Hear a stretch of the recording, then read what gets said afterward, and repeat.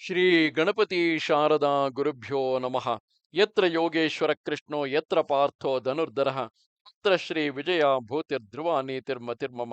ಶ್ರೋತೃಗಳಿಗೆ ಶ್ರೀ ಅಳಸಿಂಗರಾಚಾರ್ಯ ವಿರಚಿತ ಶ್ರೀ ವ್ಯಾಸ ಮಹರ್ಷಿ ಪ್ರಣೀತ ಶ್ರೀಮನ್ ಮಹಾಭಾರತದ ಶಾಂತಿ ಪರ್ವದಲ್ಲಿ ಭೀಷ್ಮನು ಯುಧಿಷ್ಠಿರನಿಗೆ ರಾಜ್ಯಾಧಿಕಾರದ ನಿಯಮಗಳನ್ನು ತಿಳಿಸಿದುದು ಎಂಬ 68ನೆಯ ಅಧ್ಯಾಯಕ್ಕೆ ಸ್ವಾಗತ.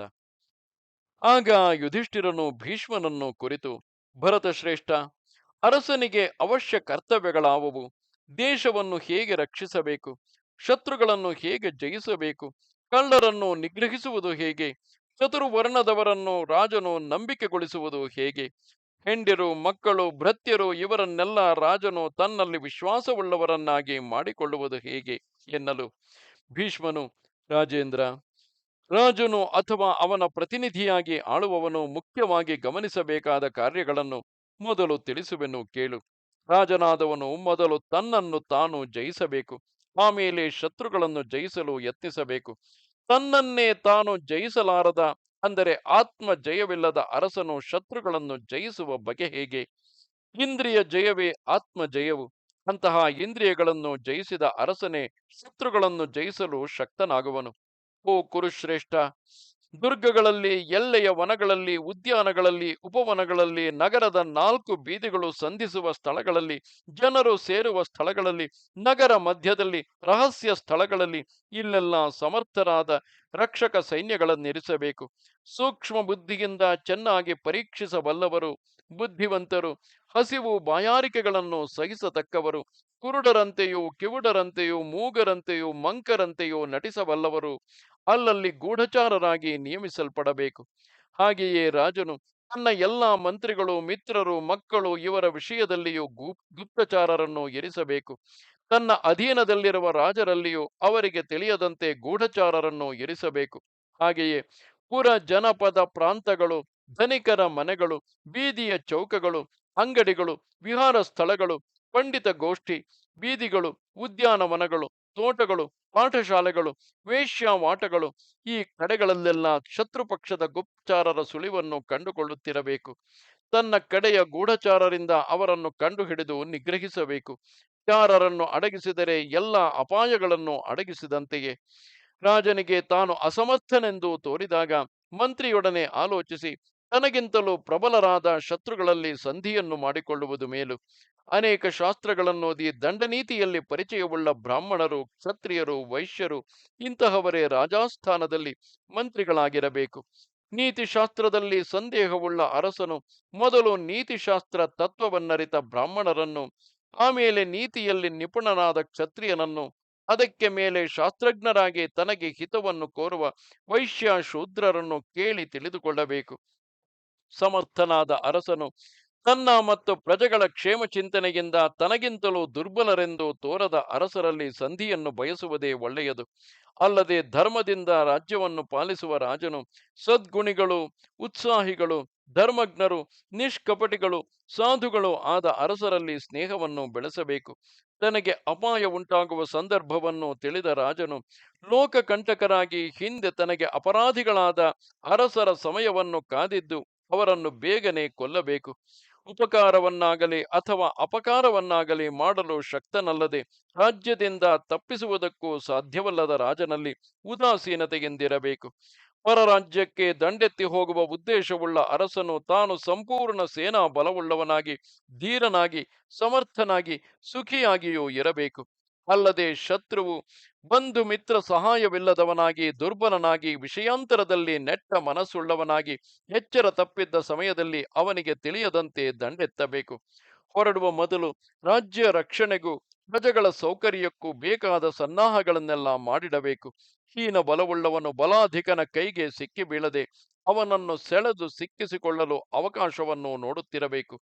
ಅಂತಹವನ ರಾಜ್ಯವನ್ನು ಆಯುಧ, ಬೆಂಕಿ, ವಿಷ, ಮಯಕದ ವಸ್ತುಗಳು ಇವುಗಳಿಂದ ಪೀಡಿಸಬೇಕು. ಶತ್ರು ರಾಜನಿಗೂ ಅವನ ಮಂತ್ರಿಗಳಿಗೂ ಭೇದವನ್ನು ಕಲ್ಪಿಸಬೇಕು. ರಾಜ್ಯಾಪೇಕ್ಷೆಯುಳ್ಳ ರಾಜನು ತನಗಿಂತಲೂ ಬಲಶಾಲಿಗಳಲ್ಲಿ ಎಂದಿಗೂ ಯುದ್ಧದಲ್ಲಿ ತೊಡಗಬಾರದು. ಪಂಡಿತನಾದವನು ಯಾವಾಗಲೂ ಸಾಮ, ದಾನ, ಭೇದಗಳೆಂಬ 3 ಉಪಾಯಗಳಿಂದಲೇ ಆದಷ್ಟು ಕಾರ್ಯವನ್ನು ಸಾಧಿಸಿ ಈ ಉಪಾಯಗಳಿಂದ ಪಡೆದ ವಸ್ತುಗಳಿಂದಲೇ ಸಂತೋಷಿಸಬೇಕೆಂಬುದು ಬೃಹಸ್ಪತಿಯ ವಾಕ್ಯವು. ಯುಧಿಷ್ಠಿರ, ಅರಸನು ಪ್ರಜಾಪಾಲನೆಗಾಗಿ ತನ್ನ ಪ್ರಜೆಗಳಿಂದ ಅವರ ಆದಾಯದ 6ರಲ್ಲಿ 1 ಪಾಲನ್ನು ಕಪ್ಪವಾಗಿ ತೆಗೆದುಕೊಳ್ಳಬೇಕು. ಶಿಕ್ಷೆಗೆ ಅರ್ಹರಾದ ಉನ್ಮತ್ತರಿಂದಲೂ ಮದಾಂಧರಿಂದಲೂ ಪ್ರಜೆಗಳ ರಕ್ಷಣೆಗಾಗಿ ಅಪರಾಧಕ್ಕೆ ತಕ್ಕಂತೆ ದ್ರವ್ಯವನ್ನು ತೆಗೆಯಬೇಕು. ಪ್ರಜೆಗಳನ್ನು ತನ್ನ ಮಕ್ಕಳಂತೆ ಭಾವಿಸಬೇಕು. ವ್ಯವಹಾರಗಳಲ್ಲಿ ಎಂತಹವನಾಗಿದ್ದರೂ ಅವನಲ್ಲಿ ಸ್ನೇಹಾಭಿಮಾನವನ್ನು ಬಿಡಬೇಕು. ರಾಜನು ವ್ಯವಹಾರ ವಿಷಯಗಳನ್ನು ತೀರಿಸುವುದಕ್ಕೆ ಶಾಸ್ತ್ರಗಳಲ್ಲಿ ನಿಪುಣರಾದ ಜ್ಞಾನಿಗಳನ್ನೇ ನಿಯಮಿಸಬೇಕು. ರಾಜ್ಯದ ಉನ್ನತಿಯು ವ್ಯವಹಾರಗಳ ತೀರ್ಮಾನವನ್ನೇ ಅವಲಂಬಿಸಿದೆ. ಚಿನ್ನದ ಮತ್ತು ರತ್ನದ ಗಣಿಗಳಲ್ಲಿಯೂ ಉಪ್ಪು ಮಾಡುವ ಸ್ಥಳಗಳಲ್ಲಿಯೂ ಸುಂಕದ ಚಾವಡಿಗಳಲ್ಲಿಯೂ ಧಾನ್ಯಾದಿಗಳ ವ್ಯಾಪಾರ ಸ್ಥಳಗಳಲ್ಲಿಯೂ ಸಾಗುವಳಿಯ ಸ್ಥಳಗಳಲ್ಲಿಯೂ ಆನೆಗಳಿರುವ ಸ್ಥಳಗಳಲ್ಲಿಯೂ ಒಳ್ಳೆ ವಿಶ್ವಾಸಪಾತ್ರರನ್ನು ಆಪ್ತರಾದ ಹಿತೈಷಿಗಳನ್ನು ವಿಚಾರಣೆಗೆ ನಿಯಮಿಸಬೇಕು. ದಂಡ ನೀತಿಯನ್ನು ಸರಿಯಾಗಿ ನಡೆಸುವ ರಾಜನೇ ಧರ್ಮವನ್ನು ಹೊಂದುವನು. ದಂಡವೇ ಅರಸನಿಗೆ ಉತ್ತಮ ಧರ್ಮವೆಂದು ಹೇಳಲ್ಪಡುವುದು. ರಾಜನು ವೇದಾಂಗಗಳನ್ನು ಕಲಿತವನಾಗಿ ಧೀಮಂತನಾಗಿ ತಪಸ್ವಿಯಾಗಿ ಯಾವಾಗಲೂ ಯಜ್ಞ ದಾನಾದಿ ಧರ್ಮಗಳಲ್ಲಿ ನಿರತನಾಗಿರಬೇಕು. ಮೇಲೆ ಹೇಳಿದ ಸಕಲ ಗುಣಗಳು ಯಾವಾಗಲೂ ಅರಸನಲ್ಲಿ ನೆಲೆಸಿರಬೇಕು.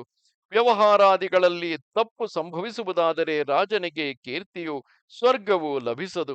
ಅರಸನು ಬುದ್ಧಿವಂತನಾದರೆ ತನಗಿಂತಲೂ ಅಧಿಕ ಬಲವುಳ್ಳ ರಾಜರು ತನ್ನ ಮೇಲೆ ದಂಡೆತ್ತಿ ಬಂದಾಗ ತನ್ನ ದುರ್ಗವನ್ನು ಸೇರಿಕೊಳ್ಳಬೇಕು. ಶತ್ರುಗಳನ್ನು ಜಯಿಸಲು ಸ್ನೇಹಿತರನ್ನು ಸಂಗ್ರಹಿಸಿಕೊಂಡು ಸಾಮದಾನ ಭೇದಾದಿ ಉಪಾಯಗಳನ್ನು ಪ್ರಯೋಗಿಸಬೇಕು. ರಾಜಮಾರ್ಗದಲ್ಲಿ ಬಲಾಢ್ಯರಾದ ಕಾಡು ಜನರನ್ನು ತಂದು ಕಾವಲಿರಿಸಬೇಕು. ಗ್ರಾಮದಲ್ಲಿರುವ ಪ್ರಜೆಗಳನ್ನು ಪಟ್ಟಣ ಪ್ರಾಂತಗಳಲ್ಲಿಯೂ ಗುಪ್ತ ದೇಶಗಳಲ್ಲಿಯೂ ದುರ್ಗಗಳಲ್ಲಿಯೂ ಸೇರಿಸಿ ಅವರು ವಾಸ ಮಾಡುವುದಕ್ಕೆ ವಸತಿಯನ್ನು ಏರ್ಪಡಿಸಬೇಕು. ಧನವಂತರನ್ನು ಸೇನಾಧಿಪತಿಗಳನ್ನು ಸಮಯೋಚಿತವಾದ ಉಪಾಯಗಳನ್ನು ಹೇಳುವವರನ್ನು ನಿರ್ಭಯವಾದ ಕೋಟೆಗಳಲ್ಲಿಟ್ಟು ರಕ್ಷಿಸಬೇಕು. ಧಾನ್ಯಾದಿಗಳನ್ನು ಕೋಟೆಯೊಳಕ್ಕೆ ಸಾಗಿಸಿ ತನ್ನ ಸಮೀಪದಲ್ಲಿಯೇ ಇರುವಂತೆ ರಾಜನು ನೋಡಬೇಕು. ತರುವುದಕ್ಕೆ ಸಾಧ್ಯವಲ್ಲದ ಧಾನ್ಯಗಳನ್ನೆಲ್ಲ ಇದ್ದ ಕಡೆಗಳಲ್ಲಿಯೇ ಬೆಂಕಿ ಹಾಕಿ ಸುಟ್ಟು ಬಿಡಬೇಕು. ಶತ್ರುಪಕ್ಷದ ಪ್ರಜೆಗಳಲ್ಲಿ ಭೇದವನ್ನು ಹುಟ್ಟಿಸಿ ಆ ದೇಶದ ಪೈರುಗಳನ್ನೆಲ್ಲ ನಾಶ ಮಾಡಿಸಬೇಕು. ಶತ್ರುಗಳು ಪ್ರವೇಶಿಸದ ಹಾಗೆ ಸುರಂಗಗಳನ್ನು ಸೇತುವೆಗಳನ್ನು ಮುರಿಯಬೇಕು. ಕೊಳ ಬಾವಿಗಳ ನೀರನ್ನು ಹೊರಕ್ಕೆ ಚೆಲ್ಲಿಸಿ ಬಿಡಬೇಕು. ಇದಕ್ಕೆ ಸೌಕರ್ಯವಿಲ್ಲದಿದ್ದರೆ ಆ ನೀರನ್ನು ವಿಷ ಸಂಬಂಧದಿಂದ ಕೆಡಿಸಬೇಕು. ಶತ್ರುಗಳು ಎದುರಿಸಿ ಬರುವ ಸಂದರ್ಭದಲ್ಲಿ ಎಷ್ಟೋ ಪ್ರಬಲವಾದ ಮಿತ್ರ ಕಾರ್ಯವಿದ್ದರೂ ಗಮನಿಸದೆ ತನ್ನ ಶತ್ರುಗಳಿಗೆ ಹಗೆಯಾದವರೊಡನೆ ಸೇರಿಕೊಂಡು ಶತ್ರು ನಿಗ್ರಹ ಮಾಡಬೇಕು. ಪ್ರಧಾನವಾದ ಚೈತ್ಯ ವೃಕ್ಷವೊಂದನ್ನು ಹೊರತು ಕೋಟೆಗಳ ಸುತ್ತಲೂ ಇರುವ ಗಿಡಗಳನ್ನು ಪೊದೆಗಳನ್ನು ನಾಶ ಮಾಡಬೇಕು. ವರ್ಷಾಂತದಿಂದಲೂ ಬೆಳೆದಿರುವ ಹಳೆಯ ಮರಗಳ ಕೊಂಬೆಗಳನ್ನೆಲ್ಲ ಕಡಿದು ಹಾಕಿಸಬೇಕು. ಚೈತ್ಯ ವೃಕ್ಷದಲ್ಲಿ ಎಲೆಗಳು ಉದುರಿ ಹೋಗುವಂತೆ ನೋಡಿಕೊಳ್ಳಬೇಕು. ಯಕ್ಷ ರಾಕ್ಷಸರು ದೇವದಾನವರು ಪನ್ನಗರು ಪಿಶಾಚರು ಗಂಧರ್ವರು ಅಪ್ಸರಸ್ಸುಗಳು ರುದ್ರಗಣಗಳು ಇವೆಲ್ಲಕ್ಕೂ ಚೈತ್ಯ ವೃಕ್ಷಗಳು ವಾಸಸ್ಥಾನವೆನಿಸಿರುವುದರಿಂದ ಅವುಗಳನ್ನು ಮಾತ್ರ ಕಡಿಯಬಾರದು.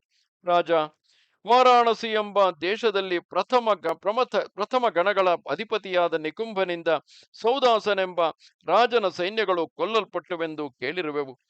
ಪ್ರಗಂಡಿಕೆಗಳು ಆಕಾಶ ಜನನಿಗಳು ಈ ಮೊದಲಾದ ಸೈನಿಕರ ಸಂಕೇತ ಸ್ಥಳಗಳನ್ನು ಜಾಗ್ರತೆಯಿಂದ ಕಾಪಾಡಿಡಬೇಕು. ಶೂಲಗಳನ್ನು ನಾಟಿದ ಕಂಬಗಳಿಂದಲೂ ತಿಮಿಂಗಿಲ ಮೊಸಳೆ ಮೊದಲಾದ ಕ್ರೂರ ಜಂತುಗಳಿಂದಲೂ ಕಂದಕಗಳನ್ನು ತುಂಬಬೇಕು. ಪುರಜನರ ನಿರ್ಗಮಕ್ಕಾಗಿ ಕೋಟೆಗಳಲ್ಲಿ ದಿಡ್ಡಿಯ ಬಾಗಿಲುಗಳೆಂಬ ಚಿಕ್ಕ ದ್ವಾರಗಳನ್ನು ಮಾಡಬೇಕಲ್ಲದೆ ಅಂತಹ ದ್ವಾರಗಳನ್ನು ಬಾಗಿಲುಗಳನ್ನು ಬಹಳ ಜಾಗ್ರತೆಯಾಗಿ ರಕ್ಷಿಸಬೇಕು. ಕೋಟೆಯ ಒಂದೊಂದು ದ್ವಾರದಲ್ಲಿಯೂ ದೊಡ್ಡ ಯಂತ್ರಗಳನ್ನು ಶತಗ್ನಿ ಎಂಬ ಆಯುಧಗಳನ್ನು ಇರಿಸಬೇಕು.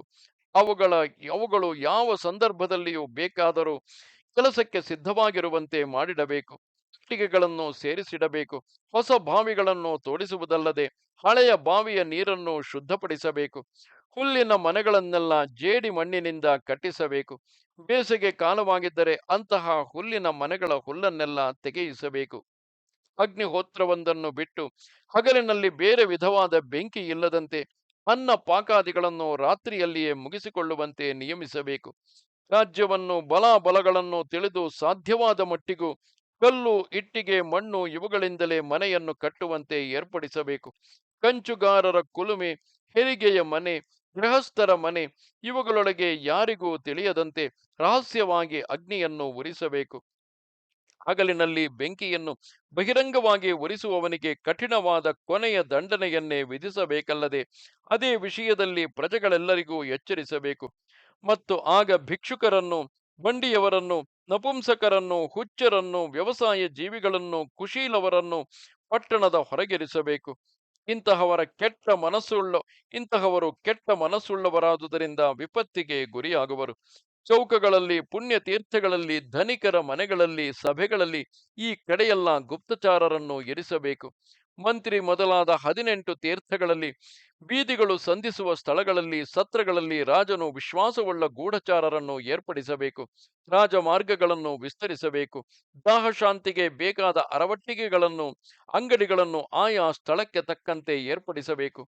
ಗೌರವಶ್ರೇಷ್ಠ, ಆಯುಧಗಳು, ಧಾನ್ಯಗಳು, ಸೈನ್ಯಕ್ಕೆ ಬೇಕಾದ ಸಲಕರಣೆಗಳು, ಆನೆ ಕುದುರೆಗಳು, ರಹಸ್ಯವಾದ ಪುರದ್ವಾರಗಳು, ಸೇನಾಬಲ, ಕಂದಕ, ಬೀದಿಗಳು ಇವೆಲ್ಲವನ್ನು ಇತರರಿಗೆ ತಿಳಿಯದಂತೆ ಗೋಪ್ಯವಾಗಿಡಬೇಕು. ಶತ್ರುಗಳಿಂದ ಮುತ್ತಲ್ಪಡುವಾಗ ಅರಸನು ದ್ರವ್ಯವನ್ನು ಸಂಗ್ರಹಿಸಿ ವೃದ್ಧಿಗೊಳಿಸಬೇಕಾದುದು ಮಾತ್ರವಲ್ಲದೆ ಎಣ್ಣೆ, ತುಪ್ಪ, ಜೇನು, ಧಾನ್ಯ, ಯಂತ್ರಗಳಿಗೆ ಬೇಕಾದ ಮದ್ದು, ಅಗ್ನಿ, ದರ್ಭೆಗಳು, ಮುಂಜಿ, ಎಲೆ, ಓಲೆಗಳು, ಹುಲ್ಲು, ಸೌದೆ, ವಿಷಮಯವಾದ ಬಾಣಗಳು, ಕರಣಿಕರು, ಕತ್ತಿ, ಪ್ರಾಸ, ರಿಷ್ಟಿ, ಕೇಟಕ ಮೊದಲಾದ ಆಯುಧಗಳು ಇವನ್ನೆಲ್ಲ ವಿಶೇಷವಾಗಿ ಸೇರಿಸಿಡಬೇಕು. ಎಲ್ಲ ವಿಧವಾದ ಮೂಲಿಕೆಗಳನ್ನು, ಫಲ ಜಾತಿಗಳನ್ನು, ಗೆಡ್ಡೆ ಗೆಣಸುಗಳನ್ನು ಸೇರಿಸಿ ಹಲವು ಬಗೆಯ ವ್ಯಾಧಿಗಳನ್ನು, ಮಂತ್ರ ಪ್ರಯೋಗದಿಂದ ಉಂಟಾಗುವ ಮತ್ತನ್ನು ಹೋಗಲಾಡಿಸುವುದಕ್ಕೆ ಬೇಕಾದ ವಿಷ, ವ್ಯಾಧಿ, ಮಂತ್ರ, ಶಲ್ಯ ಚಿಕಿತ್ಸಕರೆಂಬ 4 ಬಗೆಯ ವೈದ್ಯರನ್ನು, ನಟ ನರ್ತಕರನ್ನು, ಜಟ್ಟಿಗಳನ್ನು, ಮಾಯಾವಿಗಳನ್ನು ಇಟ್ಟುಕೊಳ್ಳಬೇಕು. ಇವರಿಂದ ನಗರಕ್ಕೆ ಶೋಭೆಯು ಉಂಟಲ್ಲದೆ ಎಲ್ಲರನ್ನೂ ಸಂತೋಷಗೊಳಿಸುವರು. ತನ್ನ ಮಂತ್ರಿಗಳಿಂದಾಗಲಿ, ಸೇವಕರಿಂದಾಗಲಿ, ಪುರಜನರಿಂದಾಗಲಿ ತನಗೆ ಭಯವುಂಟಾಗುವ ಸಂಭವವು ಒದಗಿದರೆ ಅಂತಹವರನ್ನು ರಾಜನು ತನ್ನ ವಶಪಡಿಸಿಕೊಳ್ಳುವ ಉಪಾಯವನ್ನು ಮಾಡಬೇಕು. ಅವರಿಗೆ ನಿಯಮಿಸಿದ ಕೆಲಸವನ್ನು ಮುಗಿಸಿದ ಮೇಲೆ ರಾಜನು ಅವರಿಗೆ ಹೆಚ್ಚಾಗಿ ಧನವನ್ನು ಕೊಟ್ಟು ಸಂತೋಷಪಡಿಸಬೇಕು. ಕೋಪವಶದಿಂದ ಅಥವಾ ನಿಷ್ಕಾರಣವಾಗಿ ರಾಜನು ಒಬ್ಬನನ್ನು ಶಿಕ್ಷಿಸಿದ್ದರೆ ಅಂತಹವನನ್ನು ಆಮೇಲೆ ಧನಧಾನ್ಯಗಳಿಂದಲೂ ಮತ್ತು ಇಂಪಾದ ಮಾತುಗಳಿಂದಲೂ ಸಂತೋಷಗೊಳಿಸಿ ತನ್ನ ಋಣವನ್ನು ತೀರಿಸಿಕೊಳ್ಳಬೇಕು. ಅರಸನು ಮುಖ್ಯವಾಗಿ ರಕ್ಷಿಸಬೇಕಾದ 7 ರಾಜ್ಯಾಂಗಗಳನ್ನು ತಿಳಿಸುವೆನು ಕೇಳು. ತಾನು ಅಂದರೆ ರಾಜನು, ಮಂತ್ರಿಗಳು, ರಾಷ್ಟ್ರ, ಸೈನ್ಯ, ಮಿತ್ರ, ಕೋಶ, ಗ್ರಾಮಗಳೆಂಬ 7 ಅಂಗಗಳುಂಟು. ಈ 7 ಅಂಗಗಳನ್ನು ತನ್ನ ಸ್ವರೂಪವೆಂದೇ ರಾಜನು ವಿಶೇಷವಾಗಿ ಆಧರಿಸಿ ಕಾಪಾಡಬೇಕು. ಷಡ್ಗುಣಗಳನ್ನು, ತ್ರಿವರ್ಗಗಳನ್ನು, ತ್ರಿವರ್ಗಕ್ಕಿಂತಲೂ ಉತ್ತಮವಾದ ಪುರುಷಾರ್ಥವನ್ನು ತಿಳಿದ ರಾಜನೇ ರಾಜ್ಯ ಸುಖವನ್ನು ಹೊಂದುವನು. ಪರರೊಡನೆ ಸಂಧಿ ಮಾಡಿಕೊಳ್ಳುವುದು, ಶತ್ರುಗಳನ್ನು ಎದುರಿಸಿ ಹೋಗುವುದು, ಯುದ್ಧ ಮಾಡುವುದು, ಪರರಿಗೆ ಭಯವನ್ನು ಉಂಟುಮಾಡುವ ದಂಡಯಾತ್ರೆಗಳನ್ನು ಪ್ರಕಟಿಸುವುದು, ತನ್ನನ್ನು ಸೇರಿದವರಲ್ಲಿಯೂ ಪರರಲ್ಲಿಯೂ ಸಮಾಧಾನವನ್ನು ಏರ್ಪಡಿಸಿಕೊಳ್ಳುವುದು, ಶತ್ರುಗಳನ್ನು ಅಥವಾ ಕೋಟೆಯನ್ನು ಮುತ್ತಿಗೆ ಹಾಕುವುದು ಈ 6 ಷಡ್ಗುಣಗಳೆಂದು ಹೇಳಲ್ಪಡುವುದು. ರಾಜ್ಯದ ಕ್ಷೀಣತೆ, ಸಮಸ್ಥಿತಿ, ಅಭಿವೃದ್ಧಿ ಈ 3 ರಾಜಕೀಯ ತ್ರಿವರ್ಗಕ್ಕೆ ಸೇರಿದವುಗಳು. ಧರ್ಮಾರ್ಥ ಕಾಮಗಳೆಂಬಿವು ಸನಾತನವಾದ ತ್ರಿವರ್ಗವೆನಿಸುವವು. ಶಾಸ್ತ್ರದಲ್ಲಿ ಹೇಳಲ್ಪಟ್ಟ ಮಂತ್ರಶಕ್ತಿ, ಪ್ರಭುಶಕ್ತಿ, ಉತ್ಸಾಹ ಶಕ್ತಿ ಎಂಬ 3 ತ್ರಿವರ್ಗಕ್ಕೂ ಮೇಲಾದ 3 ಉತ್ತಮ ಶಕ್ತಿಗಳೆನಿಸುವವು. ಕಾರ್ಯ, ಕಾರಣ, ಕರ್ತನೆಂಬಿವು ಹಾಗೆಯೇ ತ್ರಿವರ್ಗಗಳಲ್ಲಿ ಮೇಲಾದವುಗಳೆನಿಸಿವೆ. ಇವುಗಳೆಲ್ಲ ನಶಿಸತಕ್ಕವು. ಸತ್ವ, ರಜಸ್ಸು, ತಮಸ್ಸು ಎಂಬಿ 3 ಶಾಶ್ವತವಾದ ಮೋಕ್ಷಕ್ಕೆ ಕಾರಣವಾದ ತ್ರಿವರ್ಗವೆನಿಸುವವು. ಈ ತ್ರಿವರ್ಗದಿಂದ ಮುಕ್ತನಾದವನೇ ಮುಕ್ತನೆನಿಸುವನು. ಎಲ್ಲ ಕರ್ಮಗಳ ನಾಶವೇ ಮೋಕ್ಷವು. ಆದುದರಿಂದ ಮೋಕ್ಷವನ್ನು ಉದ್ದೇಶಿಸಿಯೇ ದೇವದೇವನಾದ ಪಿತಾಮಹನು ಯಾವಾಗಲೂ ಲೋಕಯಾತ್ರೆಗೆ ನೆಲೆಯಾಗಿ ಸಂತೋಷಕ್ಕೆ ಸಾಧನವಾದ ತ್ರಿವರ್ಗವನ್ನು ರಕ್ಷಿಸುವ ವಿಧಿಯನ್ನು ಲೋಕಕ್ಕೆ ಉಪದೇಶಿಸಿರುವನು. ಧರ್ಮ, ಕಾಮ, ಅರ್ಥಗಳೆಂಬಿ 3 ಕಾಲಕ್ಕೆ ತಕ್ಕಂತೆ ನಡೆಸಬೇಕು. ವೃದ್ಧ ವಯಸ್ಕರು ಯಾವಾಗಲೂ ಧರ್ಮ ನಿರತರಾಗಿರಬೇಕು. ಯಾವ ಕಾರ್ಯಕ್ಕೂ ಧರ್ಮವೇ ಮೂಲ ಆಧಾರವು. ಅರಸನು ಧರ್ಮದಿಂದಲೇ ರಾಜ್ಯವನ್ನು ನಿರಂತರವಾಗಿ ರಕ್ಷಿಸುವನು. ಅರ್ಥ ಕಾಮಗಳಿಲ್ಲದವನಾದರೂ, ಕಷ್ಟಗಳನ್ನು ಅನುಭವಿಸುವವನಾದರೂ ಅರಸನು ಧರ್ಮಶೀಲನಾದರೆ ಭೂಮಿಯನ್ನು ಬಹುಕಾಲ ಆಳುವನು. ಅಂಗೀರಸನಿಂದ ಇದೇ ವಿಷಯದಲ್ಲಿ 2 ಶ್ಲೋಕಗಳು ಕೀರ್ತಿಸಲ್ಪಡುವವು. ಎಲ ಯುಧಿಷ್ಠಿರ, ಅವುಗಳ ಅರ್ಥವನ್ನು ನೀನು ಗಮನಿಸಿ ಕೇಳು. ನಿನಗೆ ಕ್ಷೇಮ ಉಂಟಾಗಲಿ. ರಾಜನು ಧರ್ಮ ಕಾರ್ಯಗಳನ್ನು ಮಾಡಿ ಭೂಮಿಯನ್ನು ಪುರಜನರನ್ನು ಸುಖದಿಂದ ರಕ್ಷಿಸಿದರೆ ಪರಲೋಕದಲ್ಲಿ ತಾನು ಸುಖವನ್ನು ಅನುಭವಿಸುವನು. ಯಾವ ರಾಜನು ಪ್ರಜೆಗಳನ್ನು ಚೆನ್ನಾಗಿ ರಕ್ಷಿಸುವನೋ ಅವನು ಎಲ್ಲಾ ಧರ್ಮಗಳನ್ನು ನಡೆಸಿದವನಾಗುವನು. ಅವನಿಗೆ ಬೇರೆ ತಪಸ್ಸುಗಳಿಂದಾಗಲಿ ಯಾಗಗಳಿಂದಾಗಲಿ ಆಗಬೇಕಾದುದೇನು ಎಂಬುದೇ ಆ ಶ್ಲೋಕಾರ್ಥವು. ರಾಜೇಂದ್ರ, ಇದಲ್ಲದೆ ಶುಕ್ರಾಚಾರ್ಯನಿಂದ ಹೇಳಲ್ಪಟ್ಟ ಮತ್ತೊಂದು ಗಾಥೆಯನ್ನು ತಿಳಿಸುವೆನು ಕೇಳು. ಅದು ದಂಡನೀತಿಗೂ ತ್ರಿವರ್ಗಕ್ಕೂ ಮೂಲವಾದುದು. ಅರಸನು ತನ್ನ ಜಯಸಿದ್ಧಿಗೆ ಕಾರಣವಾದ 16 ಅಂಗಗಳುಳ್ಳ ಸೈನ್ಯವನ್ನು, ವಿಷ, ಮಾಯೆ, ದೈವ, ಪೌರುಷವೆಂಬಿವುಗಳನ್ನು, ರಾಜ್ಯಕ್ಕೆ ಈಶಾನ್ಯ ಭಾಗದಲ್ಲಿ 3 ಬಗೆಯ ತ್ರಿವರ್ಗಗಳಿಂದ ತುಂಬಿದ ಕೋಟ ಕೊತ್ತಲಗಳೇ ಮೊದಲಾದವುಗಳನ್ನು ತನ್ನ ವಶದಲ್ಲಿಟ್ಟಿರಬೇಕು. ಸಂಧಿ ಮೊದಲಾದ ಷಡ್ಗುಣಗಳು, ಆಸ್ತಿ, ಹೆಂಗಸು, ಶತ್ರು, ವಾಕ್ಕು, ಅಪರಾಧವೆಂಬಿ 5 ಮೂಲಕವಾದ ವೈರಗಳು, ಲೋಭ, ಕ್ರೋಧ, ಅಸತ್ಯ, ಭಯ, ಅಜಾಗರೂಕತೆ, ಚಂಚಲತ್ವ, ಅವಮಾನ, ಆಲಸ್ಯ, ಅನ್ಯಾಯ, ಮೌಢ್ಯಗಳೆಂಬಿ ಮೌಢ್ಯವೆಂಬಿ 10 ದುರ್ಗುಣಗಳು, ಕೃಷಿ, ವಾಣಿಜ್ಯ, ಕೋಟೆ, ಆಣೆಕಟ್ಟು, ಆನೆಗಳಿರುವ ಸ್ಥಳ, ಗಣಿ, ಸುಂಕದ ಚಾವಡಿ, ಅನಾಯಕವಾದ ಸ್ಥಳ ಇವನ್ನೆಲ್ಲ ಜಯಿಸಿ 10 ಬಗೆಯ ತ್ರಿವರ್ಗಗಳುಳ್ಳ ಅರಸನನ್ನು ದೇವತೆಗಳಿಂದಲೂ ಜಯಿಸಲಾಗುವುದಿಲ್ಲ. ಹೆಂಗಸರು, ವಿವೇಕ ಶೂನ್ಯರು, ದೈವಹತರು, ವೇದವ್ಯಾಸಂಗವಿಲ್ಲದವರು, ಇಂತಹವರ ಮಾತನ್ನು ರಾಜನು ಯಾವಾಗಲೂ ಕೇಳಬಾರದು. ಇವರ ಬುದ್ಧಿಯು ಯಾವಾಗಲೂ ರುಜುವಾದುದಲ್ಲ. ವಿದ್ಯಾವಂತರಿಲ್ಲದೆ ಹೆಂಗಸರಿಗೆ ಪ್ರಾಧಾನ್ಯವುಳ್ಳದ್ದಾಗಿ, ಮೂರ್ಖ ಮಂತ್ರಿಯುಳ್ಳದ್ದಾಗಿ, ಅಗ್ನಿಯಿಂದ ದಹಿಸಲ್ಪಟ್ಟ ರಾಜ್ಯವು ನೀರುಗುಳ್ಳೆಯಂತೆ ಒಡೆದು ಹೋಗುವುದು. ಪ್ರಸಿದ್ಧರಾದ ಜ್ಞಾನಿಗಳು, ಆಪ್ತರಾದ ಸ್ನೇಹಿತರು ಹೇಳುವ ಉಚಿತೋಪದೇಶಗಳನ್ನು ರಾಜನು ಯಾವ ಕಾರ್ಯಕ್ಕೂ ಆಧರಿಸಬೇಕು.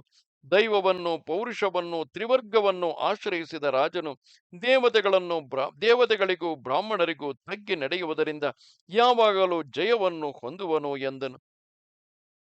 ಇದು 68ನೆಯ ಅಧ್ಯಾಯವು.